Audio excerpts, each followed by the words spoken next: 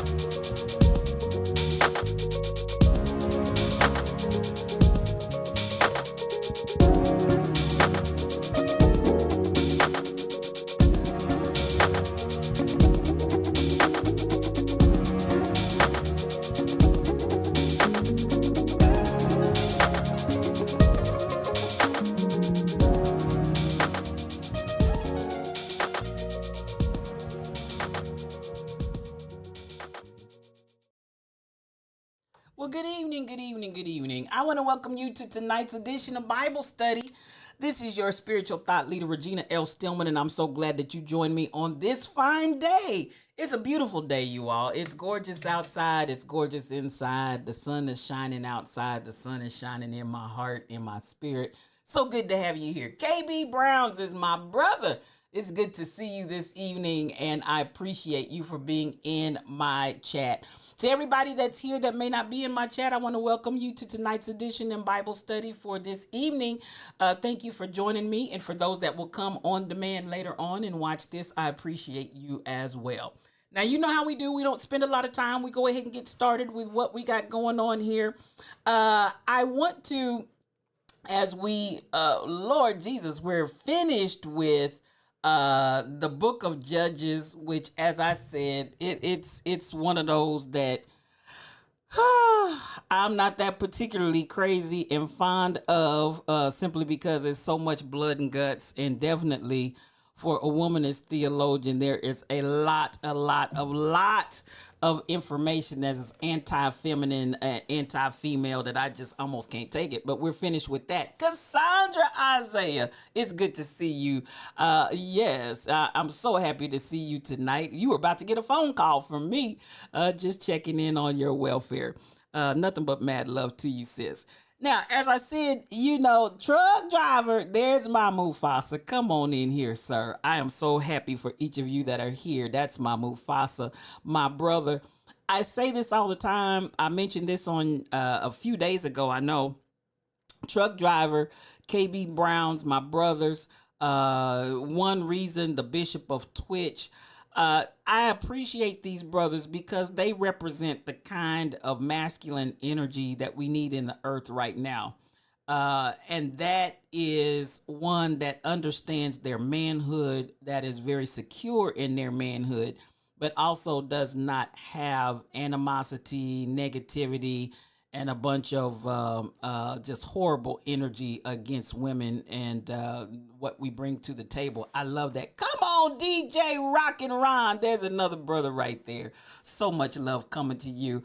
Yes, I appreciate the brothers in the Lion's Den, because this is the one thing that I feel we are going to be successful when we learn that one is not over another and one is not better than the other. And there's definitely no such thing as a second class citizen anywhere on the face of this earth. And when we can come together in love and come together in unity and come together in power and allow everybody to walk and flow in what God has called them to walk in, I feel like that's the beginning of success for us as a people. And even what we see going on in the land right now, politically and otherwise, there is the minimizing of gender, there's the minimizing of ethnicity and cultures. But again, we are strongest together. And I'm so glad, even as a female in ministry, to have these strong brothers that are here in full support of what we're doing in this stream. And I just want you guys to know I love you and I appreciate you. And hopefully we're going to continue to multiply this kind of masculine energy because it's much needed. Very secure in its masculinity, but still very understanding that there is no issue, no negativity, and we don't need to fight each other. I love it. I love it. I love it. Now, with that being said, we're getting ready to go into the story of Ruth. And the book of Ruth, now that we have concluded again with the book of Judges, we're moving on in. Thank God for the King of Kings who has the final say and will execute righteousness and righteous judgment. Come on here, Cassandra. I appreciate you, sis. I am going to ask, I don't know if people realize, the longest verse in the Bible, and some people may know it. I actually want to extend beyond that. Let's see. Let me pull that up. We find here, listen, KB Browns, I love me some you. Please believe it. I love me some you. I absolutely positively do. Y'all some of the finest brothers anywhere, without a doubt. and I appreciate you. And I can appreciate when um, that security understands, and this is one thing we'll learn about security and being confident and comfortable in who you are. You realize you don't have to fight anyone, and you don't have to put anybody else down or play anybody else down to walk in your greatness at all. And that's one thing I love about all of you brothers that are here tonight, and including one reason who's not presently here to my knowledge. He might be auditing. A lot of times he has me tabbed up. But you guys, KB Brown's DJ Rock and Ron truck driver, you guys are just the epitome of real strong men that are secure and strong enough to undergird and support us as women in ministry and women as women in a loving and kind and tender way without minimizing or degrading. Is so powerful. And I just want to say thank you. Now, as we get ready to go into tonight's Bible study, the kingdom is large enough for all of us. Come on, DJ Rock and Ron. Absolutely, positively. And the kingdom is made up of all of us. And once we understand that and embrace that to its fullest, we can really experience kingdom on earth. I believe that. Now, tonight's Bible study, I want to look at, let's take a quick look at the scripture that we're dealing with on tonight as we go into the book of Ruth and as we cover the different areas. Come on, Cassandra. Thank God for our brothers for eternity. Yes, ma'am. Yes, ma'am. I wouldn't live without them. Would not live without them. Absolutely, positively. Um, as we look at the scripture text on tonight for this evening's reading, we're going to look at Ruth and Naomi of Moab settle in Bethlehem. Now you remember when we finished off on last night in Judges, we had just had the battle with the Moabites. For those that may recall, Benjamin and them had gone to battle. And we had the story of Ehud and Eglon. So, in these particular passages, we're going to have a lot of interaction going on between Moab and the children of Israel. As I said on yesterday, we have stories where they vacillate back and forth. One minute they're loving God and on top of the world, and then the next minute they're in apostasy and have fallen all the way off into insanity almost. And then they'll come back and make their way back to God, and then they fall back into another state of apostasy. Now, a lot of this is going on during the time window, beloved, when we see all this war and fighting going on. Many of you know I'm not a proponent of war. I feel like there are so many other ways that we can resolve. I really, as I've gotten older, I really have been fascinated at our love for violence, uh, and our tendency to lean towards violence and think that violence is going to solve a problem. I think blood begets blood, violence begets violence, and as I've looked at things and observed them, I think that has proven itself to be more true than anything else that I've seen as far as how to rectify wrongdoing and people's behavior and so on and so forth. I just, in my 6+ decades of living, I just no longer believe that you're going to beat somebody. And especially, it's amazing to me how we tell children to resolve their issues in some other way than violence, and then when they see adults resort to violence before they do anything else. And it's almost like that's a contradictory concept. And how do you expect children to embrace and move in a certain way with a certain energy when they look at us and they see something totally different? And so, I look at how during this period of time, it's just blood and guts. As I said on yesterday, the more conniving they were, the more deceptive, the more deceitful. We thought that was cunning, and we took that and analyzed it in our teaching as something favorable. And I'm just saying, rethink your theology, rethink your theology, and just, and you may, after processing, still hey, there's my one reason I've been talking about you already, my brother. I love me some you. Good evening. Because again, there's so many things that are antiquated. There's so many things that I believe no longer apply. There's so many things that I think never did apply, but God allowed. And you would say, with a spiritual God, thought leader, why would God allow that? I think God allows a lot of things to teach us what is not going to work. You understand what I'm saying? I believe God allows us to go in our own minds, in our own strength, in our own ways, to let us see and prove out over time what we're trying to do is not going to work. So that's the way I feel about a lot of these passages in these books right here. We can try to glamorize them up and do everything we can to fix them up and doctor them and make them look godly and good, but bashing somebody's brain in with a nail, no ma'am, no sir. Cutting somebody's body up in 12 pieces and sending it out, no ma'am, no sir. Taking a concubine who was not, your first wife, but one of your extensions of females in your entourage, and sending her out to be raped all night and abused, no ma'am, no sir. So you're just not going to get me to give in to those types of scenarios and pull some kind of God and goodness out of that. It just, no ma'am. So as we come now, and I love that we leave right out of Judges and come into Ruth, because Ruth is one of those stories that, again, God utilizes to show, for all those that want to have issues about other cultures, for all those that want to have issues about female participation in the kingdom work.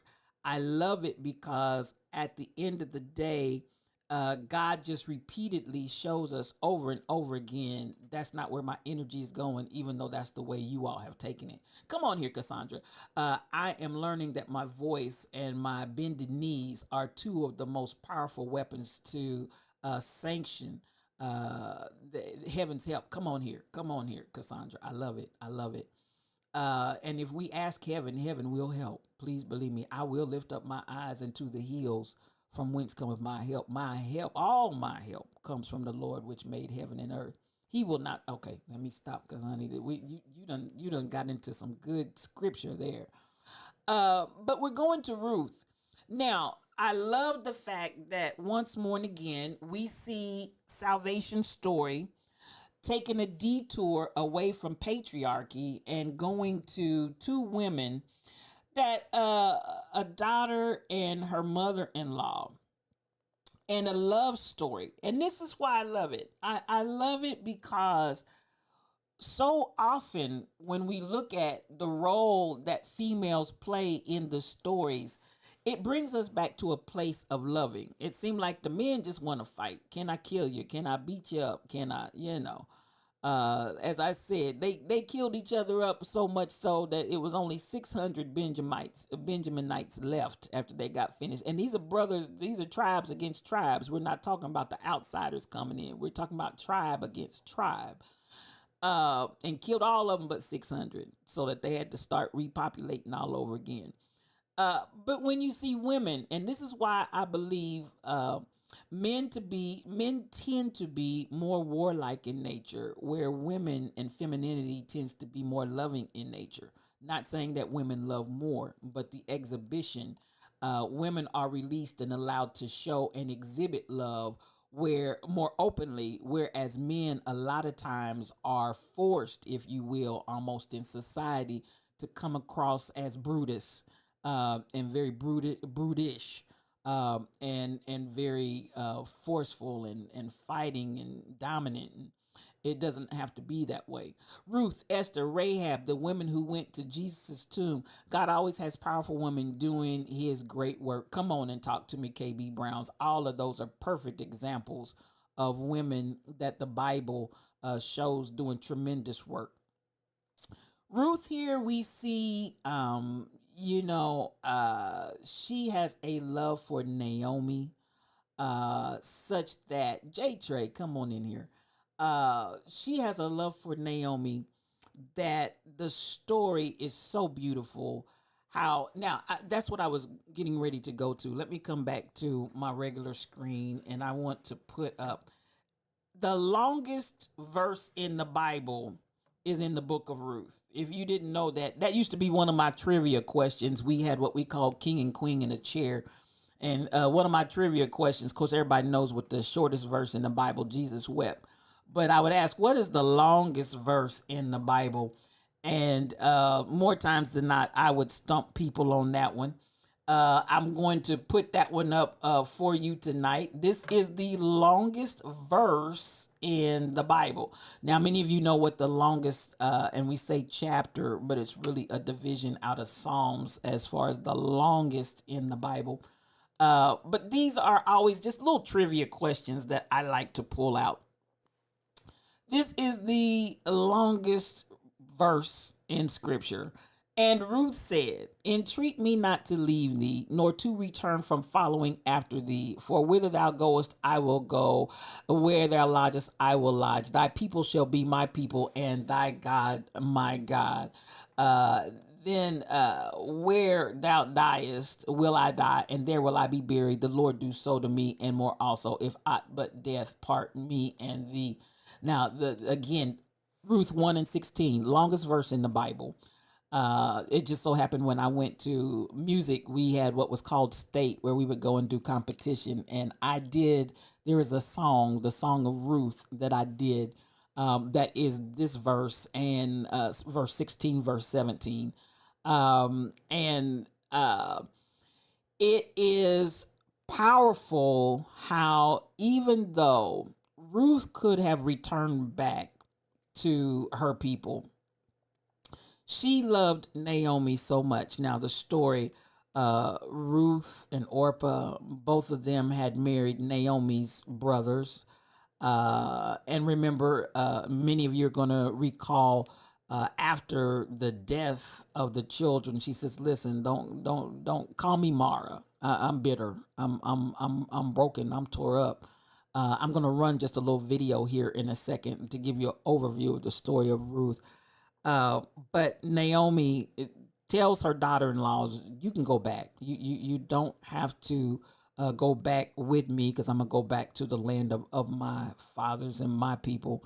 And Orpah turns back, but we have Ruth, who absolutely, because she loved that woman, she loved her.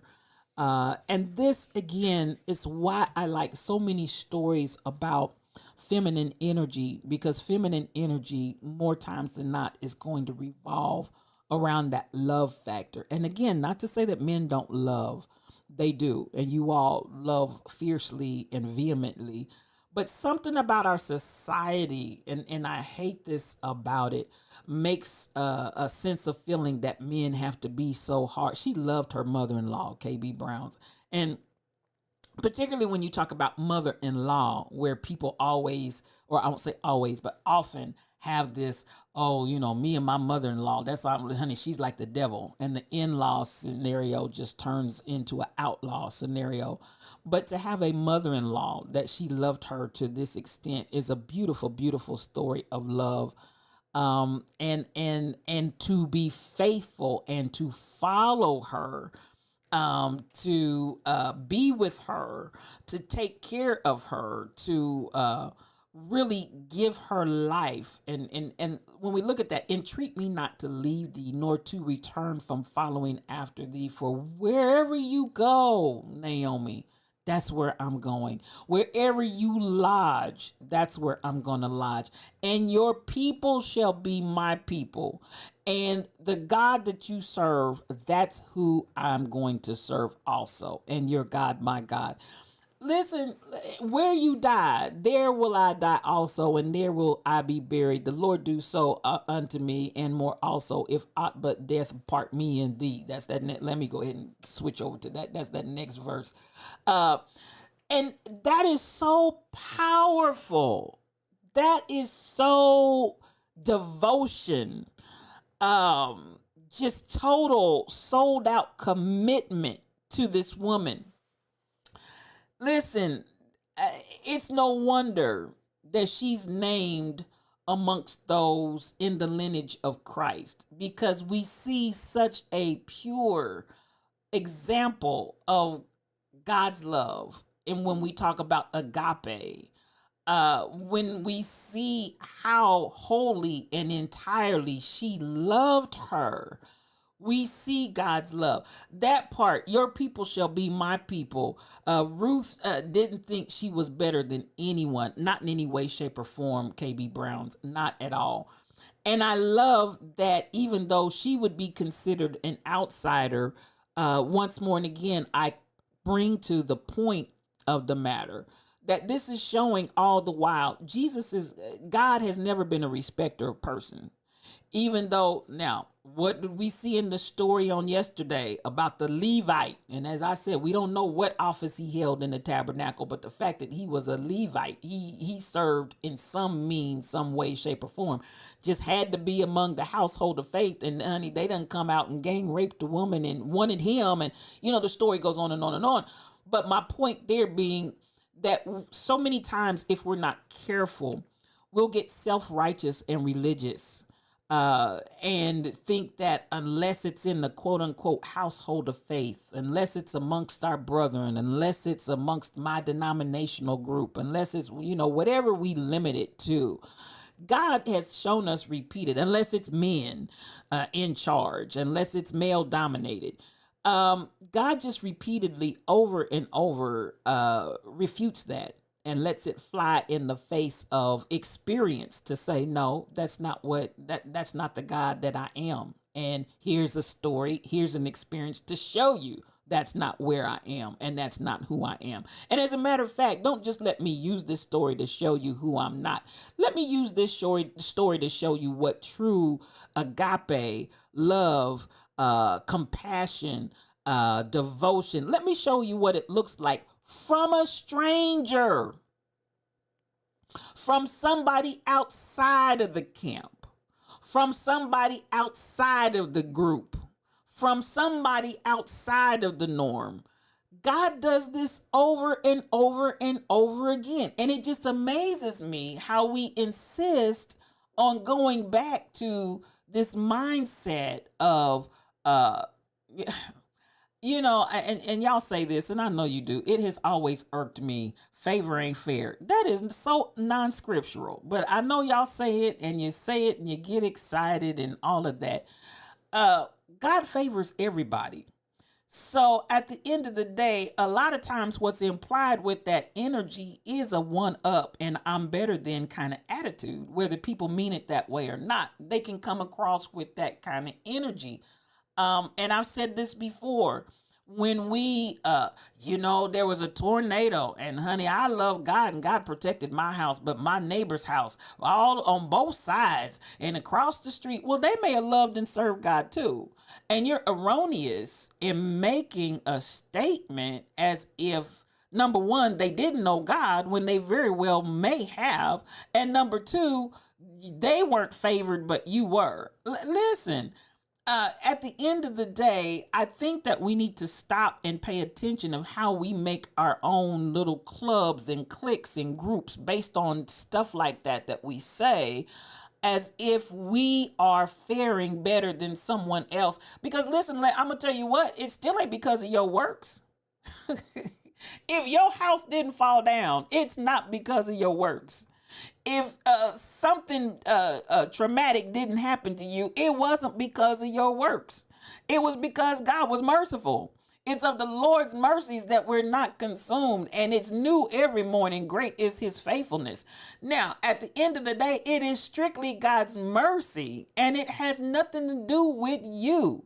And I am mighty afraid.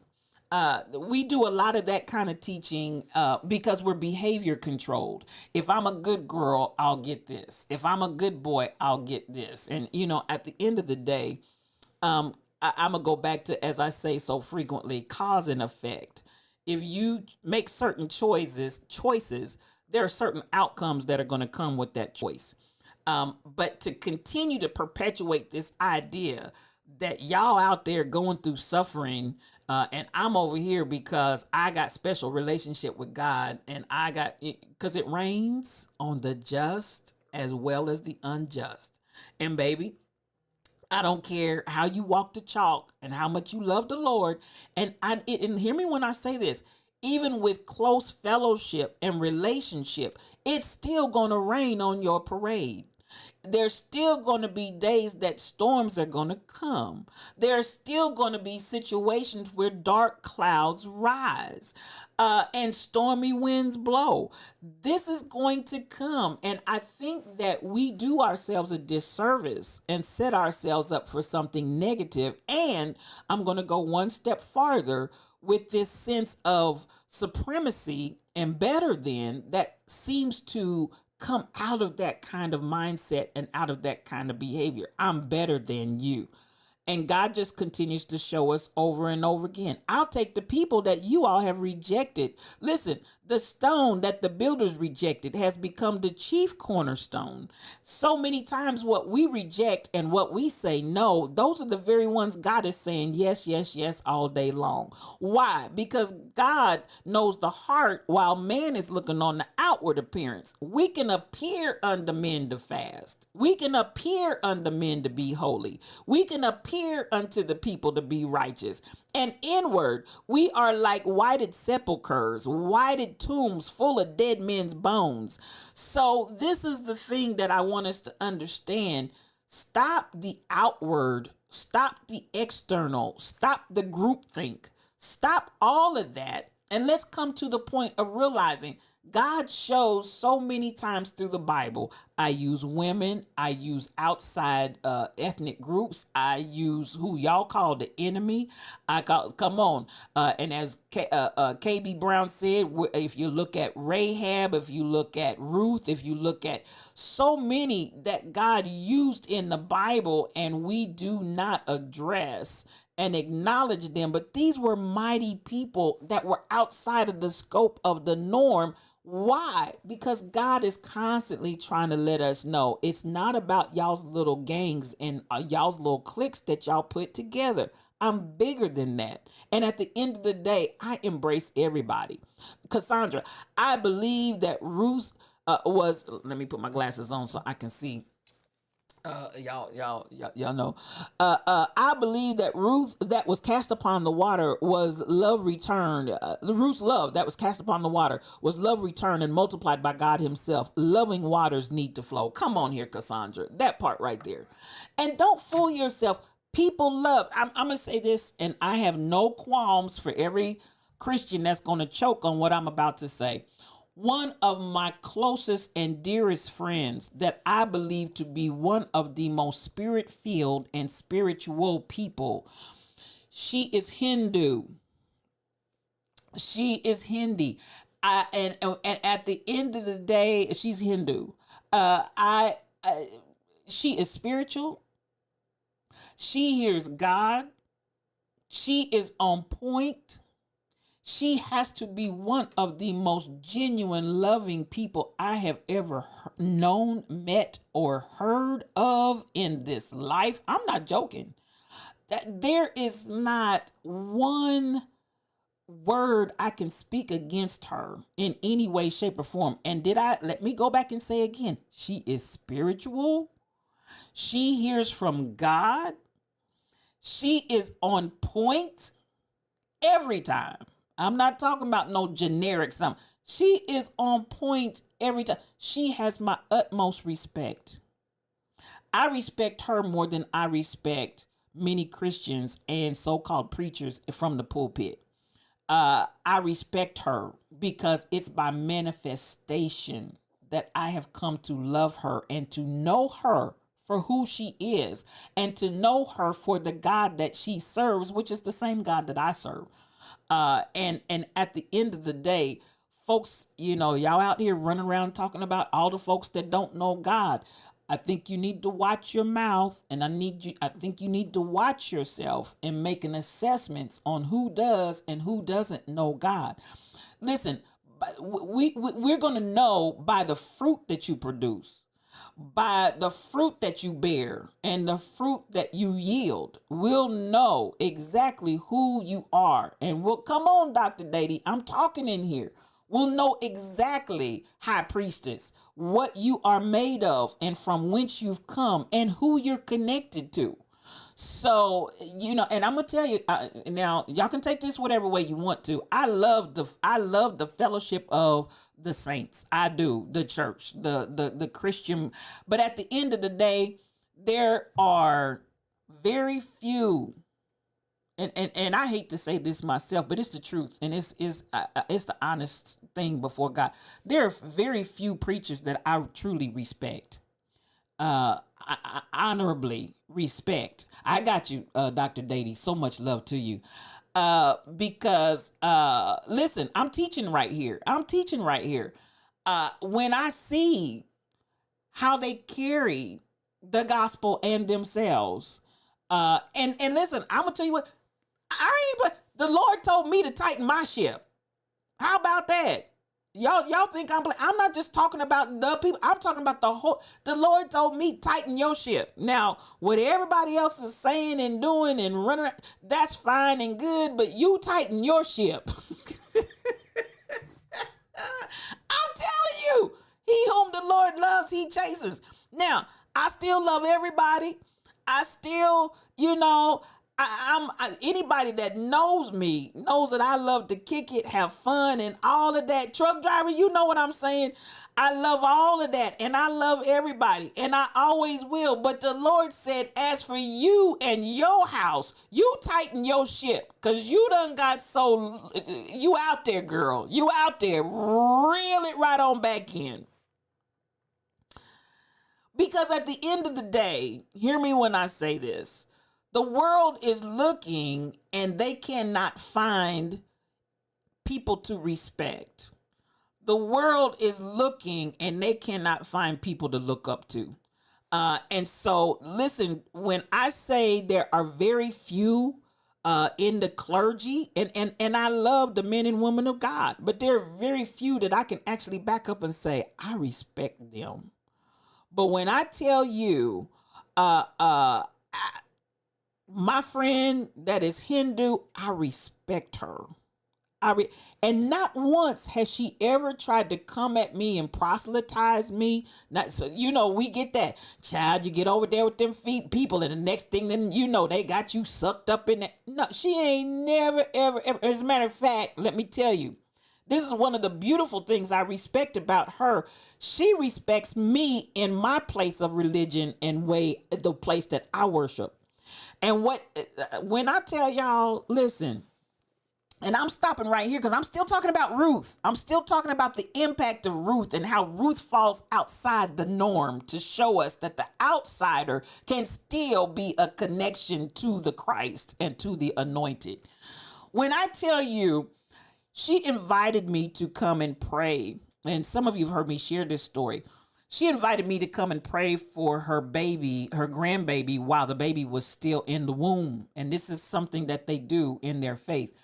And she had their faith tradition there. But she asked me, she said, and Regina, I want you to minister in the way that you flow because God's hand is on you. This woman ain't tried to proselytize me. She ain't tried to make me Hindu. She ain't none of that. And respected me. And this is can I say this to Christianity at large? Why do we have to be so disrespectful and hateful towards others? I said what I said, and I'm going to add to it before I take it back. Why do we have to be so disrespectful and hateful towards others? She approached me fully with the openness to bring everything in my heart, in my spirit, in my flow, and released me to pray over her seed. Do you understand what I'm saying? Do you understand how important that is? To pray over her seed. While the seed was still in the womb. Do you hear what I'm saying? And when I tell you all, the spirit of the Lord spoke to me. I do write poetry. I wrote a poem. I'm a child of the king.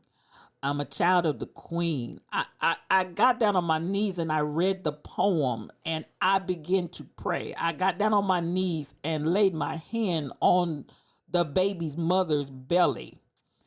And when I tell you, by the time we had finished, and hear me when I say this, it was, and Rebel was there. I wish Rebel was here tonight because she could tell you that I am not lying and I'm not making this story up. She went with me and just accompanied me to go. And I appreciate her because so frequently she would just travel with me wherever I went. And so she went with me to this beautiful affair. I mean, they had it in the most fabulous location. But honey, there was no shame in their game. When I got down on my knee and I began to speak over that baby's life, it was like a Holy Ghost revival broke off in there. They started weeping. They started crying. They started speaking in other tongues. Y'all, do you understand? Listen, when I tell you it was almost like an old school Holy Ghost revival had broken off in there. And those people, they wept and they wailed and they worshiped and I'm telling you, I will never, ever, ever in all of my experiences traveling all across the country, running conferences and revivals and workshops and this and that and the other, that impacted me. That impacted me. I was transformed.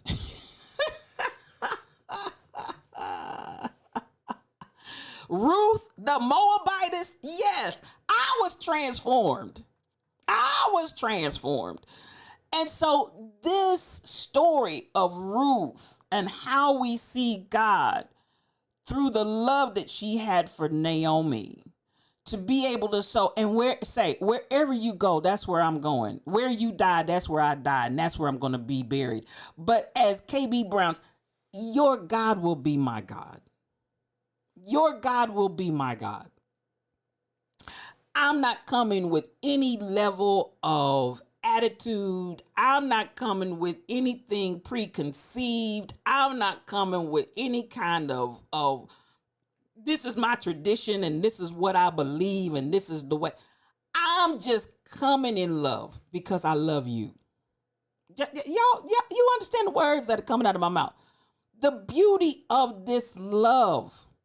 And these two verses right here, I was going to play a video, but I'm not. I'm going to stop with this because I want you to marinate on this. I want you to, because I feel like the season and time for us to judge one another based on this, that, and the other, and making people outcasts. You're in, you're out, you're right, you're wrong.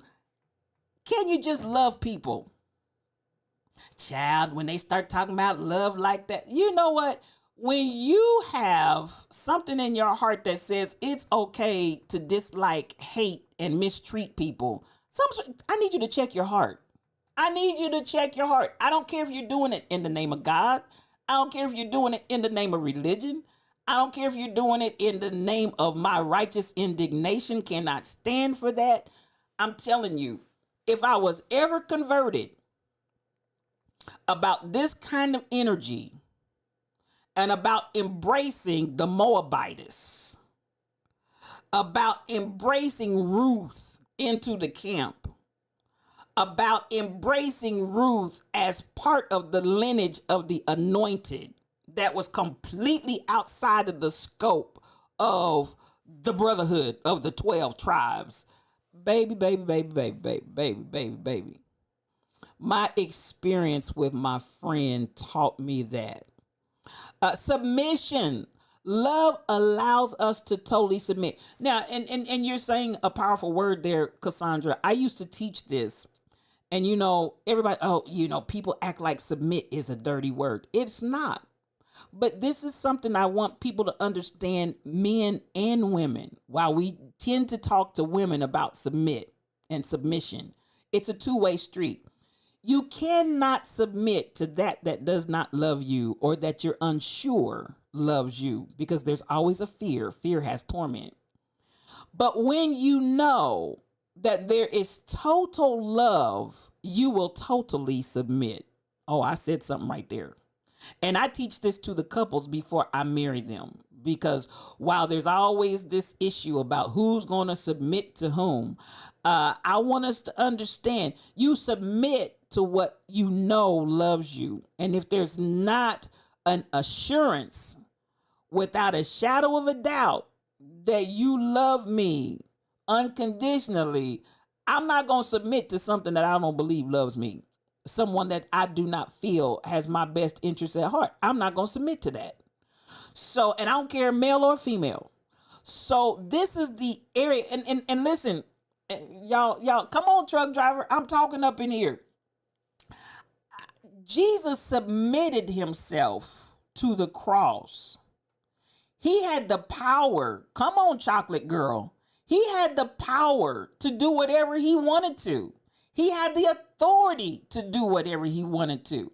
But even if we're going to talk about, even as Christ gave himself for the church, as he loved the church and gave himself for it, that is the way men are to love their wives and vice versa.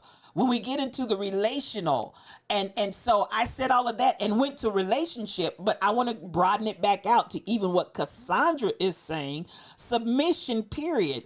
Love allows us to totally submit if love is actually there. Now, don't think that you're going to show me something outside of the scope of love and then turn around and ask me to submit to it, because I'm not going to. I'm just, hello. Don't show me a behavior outside of love and then come and expect me to submit, because I'm not going to do it. And no one is. They may go through the motions of it, but you can't fully submit. There's going to be fear. There's going to be angst. There's going to be some level of drawback. There's going to be something that's being held in reserve in case I need to pack my bags and get up out of here. There's going to be a reserve there if I'm not absolutely positively sure that you love me. But in this instance, come on, Jesus submitted to the Father's will because of his love, KB Browns. That's when we start talking about submission and love. That's really where we need to go immediately, effective immediately. We need to go to that understanding. It's not domination. It's not being domineering and being dominated.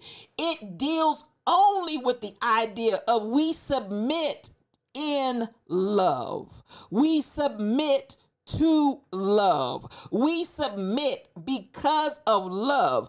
And anything outside of the circle of love, we cannot submit to that. Am I talking to anybody? And we see the manifestation of this through Ruth. And even if I go back to the story of my friend, and I share this story freely because I love to upset people's theologies that want to talk about everybody's religion and who knows God and who doesn't know God. Listen, there's a remnant in every group.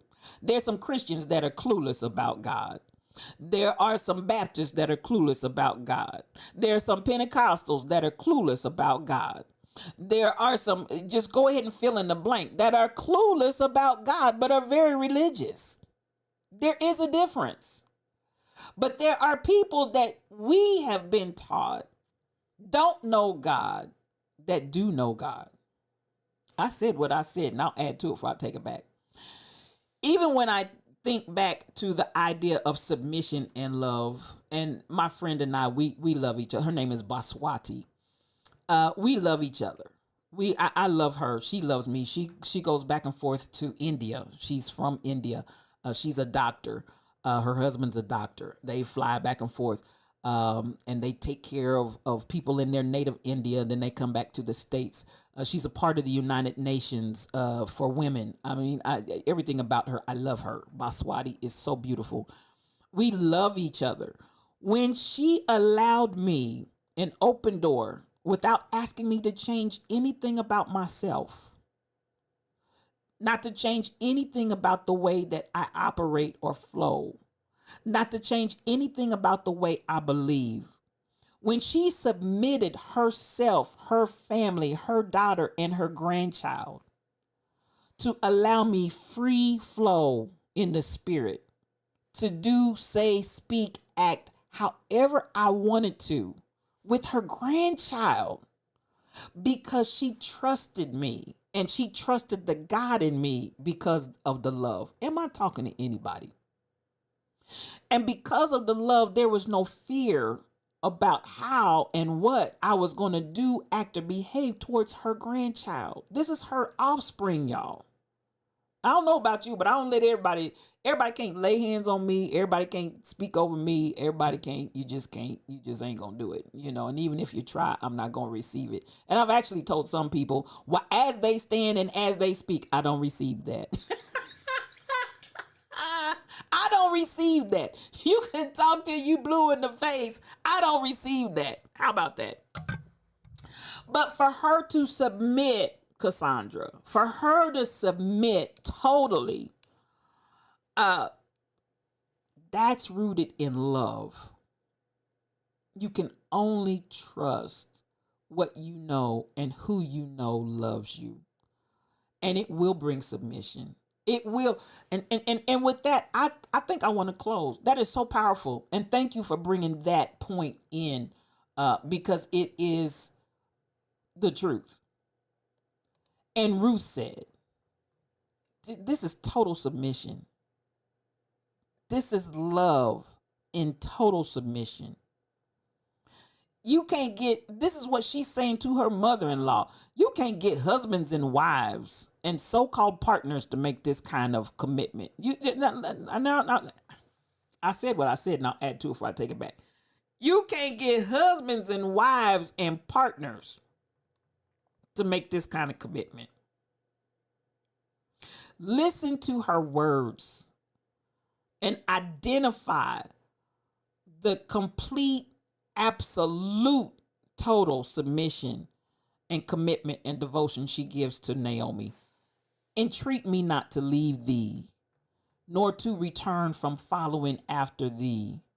For whither thou goest, I will go, and where thou lodgest, I will lodge.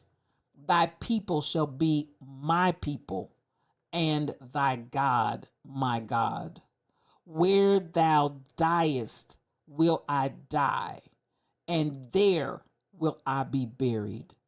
The Lord do so to me, and more also, if aught but death part thee and me. That's love, y'all. That's love. That's total submission. That's completely acquiescing to the relationship. And again, this is Naomi and her, this is Ruth and Naomi, her mother-in-law. So we always want to go to someplace else, but this woman is talking to her mother-in-law, and she left her everything, people, land, everything behind, and went with her mother-in-law. Whew, that, oh my God. I'm telling y'all, that's beautiful. That's beautiful. And I hope that you'll take the words that I've shared in this story tonight, because this is so powerful. We have more left. And I was, like I said, I was going to show the video, but I'm not going to do that tonight. I'm going to, let me go back and reflect once more and again for the rest of the reading, because I didn't cover everything tonight.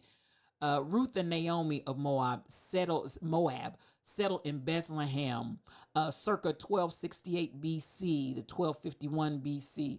Ruth 1, verses 1 to 22. The story of Ruth serves Ruth 2, verses 1 through 22. She rests.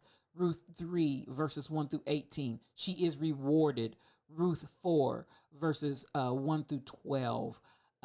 Then she marries Boaz, the birth of Obed. And then again, we know this is the grandfather of David. So we have this rich heritage, Ruth 4, 13 through 17. So you all should have read through all of that tonight. Just powerful just absolutely positively powerful. And again, both from a womanist theologian standpoint, God used this woman to be a part of the named lineage of Jesus the Christ. And he goes into the foreign and the strange land to show that he's no respecter of person. All right. I'm going to come up and say good evening to everybody before we get up out of here. I appreciate you all, and I hope that this blessed you on tonight. KB Browns is my brother. I love me some you. Thank you so much for coming in and being a part of this night. My brother truck driver is here. My Mufasa, I love me some you. Cassandra Isaiah, I appreciate you, sis. You're holding it down out there in the YouTube land, and I appreciate you. Coming on down, and DJ Rockin' Ron came on in here. That's my brother. Blessings upon blessings to you too, my brother, and I love me some you. Listen, coming on down, and the high priestess, Dr. Dady Priest, came in the house. I appreciate you, sis, and nothing but mad love. I know you're lurking and working and doing some other things, but I'm so glad you're here. Chocolate Girl, I love you, and thank you so much for coming. It's so good to have you in the mix and in the midst. One Reason, the Bishop of Twitch. I told you he may not be here, but he usually will have me tabbed up somewhere, but his presence is here whether he's physically here or not. I love me some him, and I appreciate you for being in the house on tonight of the Lion's Den. Coming on down, and J Trey 707, that's my sister, and I love me some you, J Trey. Thank you for coming in. I love you. I love you. I love you. Coming on down, and I think I hope I have not missed anyone that has been in my stream and said anything at all. If you were just auditing and listening, I'm so glad that you were here. I appreciate you for the audit. And for those that will look at this on demand later on, I appreciate you as well. I thank you for taking the time to stop and listen to what we're talking about and what we have to say in the Bible. Again, if you have not read, you are so welcome. DJ Rockin' Ron, come on, sister DJ Rockin' Ron. So much love and life to you too, my sister. Thank you for listening. I appreciate you for being a part of the broadcast. Now, if you have not read from Genesis to Revelations, and we're doing it in chronological order, this is where I invite you to meet us every evening at 6:00 p.m. Man, we hit some stuff on yesterday. Many of you all had never heard of the Levi and the concubine. We dealt with that foolishness. You hadn't heard the story of the cutting up of the body and sending the 12 pieces out to the 12 tribes. Many of you had not heard the story of Zelophehad and his daughters. I mean, there's so many things that we have covered up to this point that have not been very well known.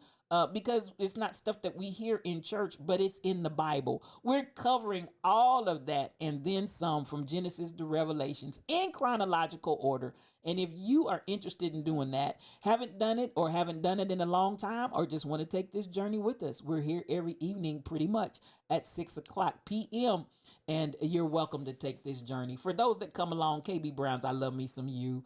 To all of you, my father's children, thank you for coming in. I hope that something that's been said on tonight has blessed you on this fine day. Remember this: when you find true love, submission is not a dirty word.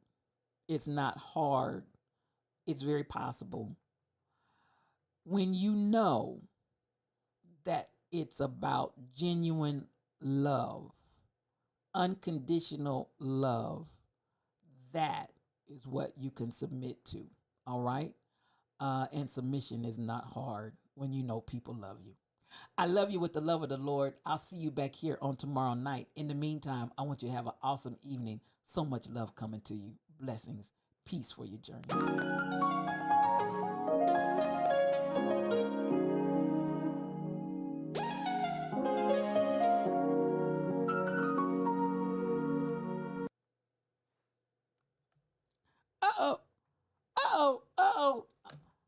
I hit the wrong one, y'all. Hold on just a second. Somebody feels like bucking. Here we go.